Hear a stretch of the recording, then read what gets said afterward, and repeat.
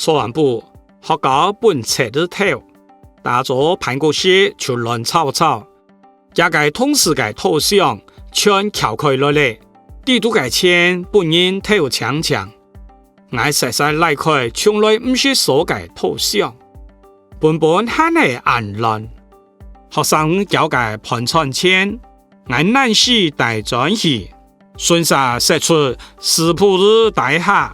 學得冇本機拿走，怕係我個頭上冇數，才都看唔上眼，也係時間付唔出，賬冇變多，也時間，談到李先生出講，韓國冇講的，我所按係還有法度撬開來，從時帶出裝下，大門都唔是鎖過。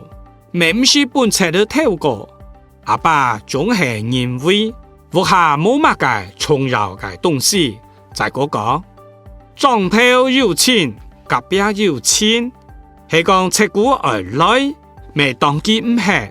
雖然講放君子唔放小人，計到鐵條、鐵窗、鐵門，派所顛倒，殺老七家鎖起來，檢查發生意外。就是冇命嘞！請問，才能讓班隊作giả嘅頭上看唔上眼？請問小偷為什麼對作者的抽屜看不上眼呢？該下按呢看了題目嘅溫時日後，按呢做得顯解係3號，頭上冇數。作者認為，以下嘅人老七家鎖起來嘅理由係乜嘅？作者認為現在的人把自己鎖起來的理由是什麼？答案會係 C， 挑日責心案。作者嘅阿爸大裝下，認為唔讓人偷呢？作者的父親住在鄉下，為什麼會不怕人偷呢？答案我們會選擇一，打棒隔壁鄰舍。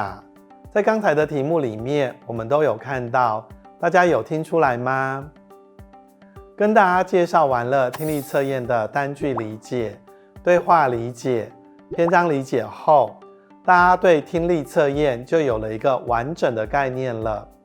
大家有沒有發現，這3種題型要拿到高分的方法，其實是相當接近的，就是要先理解每個選項的意思。再來，我們用心來聽題目，再來從題目和文章的線索裡面，我們來選出正確的答案。